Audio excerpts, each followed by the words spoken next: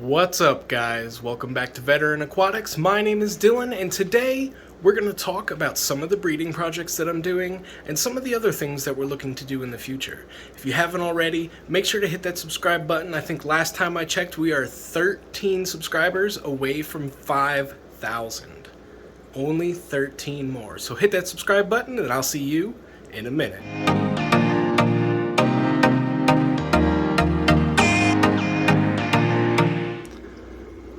So today it's going to be kind of about the project, some of the other things, maybe some of the stuff I haven't shown you guys yet.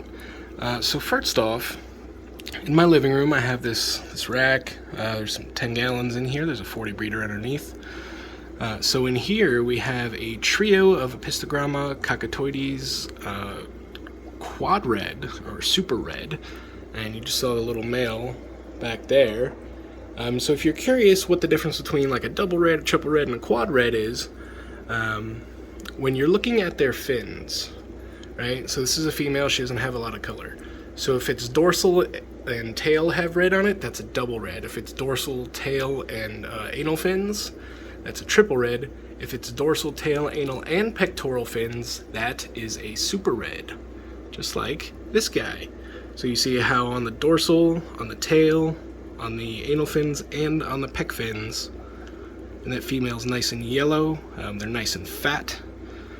So this is just a kind of a basic apisto breeding setup. So there's a cave back there, there's a couple pieces of driftwood with some plants that are glued to them. These actually came from Jen from Small World Aquatics. She does these, I have quite a few of them. So if you're interested in something like this, make sure to hit her up. I'll leave a link to her band down below. Some catappa leaves, those will leach some tannins into the water. And some duckweed. Pistos can jump, so I like to have duckweed as a top cover, sponge filter, heater. No substrate, just some smooth river rocks. But yeah, there's your basic apisto breeding setup. Over here, these are red tuxedo koi guppies. You can see the big female there. These guys actually throw albinos. There's two albinos. There's one, and there's another one right there. So they've been throwing albinos. There's a ton of fry in here. You can see them all over the place. And there's that little albino. And you can tell she's albino, not leucistic, because she has red eyes. She's about to explode. You can see how boxy she is. So that means she's about to drop a ton of fry. But these are awesome guppies, and I'm looking forward to having them back in the fish room. And if we go down here, I have a very cool project, something I've never had before. But when I saw them, I knew I wanted them. These are Sankey swordtails. So they are similar in color to like a tricolor swordtail, in that they have black, orange, and white. So they're essentially Kohaku koi swordtails with black. Now, I don't know why we're struggling to focus.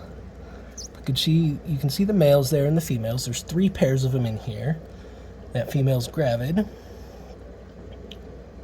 There's another male.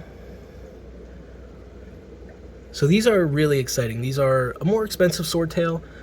Historically speaking, I've pretty much only done guppies and endlers when it comes to live bears. I mean, I've kept mollies and I've kept swordtails and I've even sold some.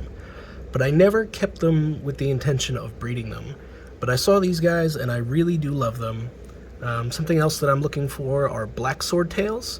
So if any of my subscribers have some and they'd be willing to ship them, send me an email at vetaquatics@gmail.com, because that's kind of the next swordtail I'm looking for, a good black swordtail. But yeah, these guys are absolutely gorgeous. I sincerely doubt we're going to find any of them. There's one lone panda cory in here.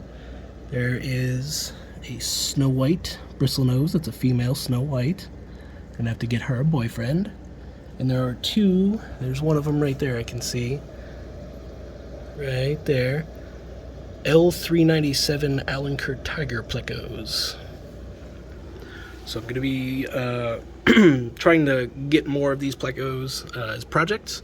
I was able to get the Alenker tiger plecos at the last Cyclid Club of York swap meet. And if you're in the local area, there's going to be another swap held by the Aquarium Club of Lancaster County on March 25th from 11 to 3 at That Fish Place. And that's in Lancaster, Pennsylvania. So if you're local, you definitely want to check that out. I'll be there vending, as will a bunch of my other friends. So here's another active project of mine, and I did show it a little bit in the last video, but these are Karadema Shrimp. These are crystal reds. So you can see they have that nice red and white banding. Some of them have a more mottled pattern. But these, I started with 10 like a year and a half, 2 years ago. And when I moved, I thought I lost them. I couldn't find them. And then in one of the 40 breeders that I had just not put anything in, I shined a light in it for some reason. I don't remember why. And I saw one, and then I saw a couple more, and then I started tearing the tank apart, and I found 30. There are probably about 25 in here. I did cull a couple, and I brought those to the Aquarium Club of Lancaster County's auction. But these guys are doing great. You can see I have the aqua soil in there to kind of drop the pH and help the plants grow. But crystal red Karadema, awesome, awesome shrimp. Speaking of Karadema, if we look closely on this sponge filter, let's not focus on the valve, we can see Tangerine tigers. So I got these at the Aquarium Club of Lancaster County auction. There are 7 of them in here. They're a decent size. Some of them do need to grow a little bit more, but another Karadema shrimp. Now these ones are in Neo-Karadema parameters because that's what the guy that put them in the auction had them in, and I didn't want to shock them. Eventually, I will be putting them in Karadema parameters and crossing the Tangerine tigers with the crystal reds.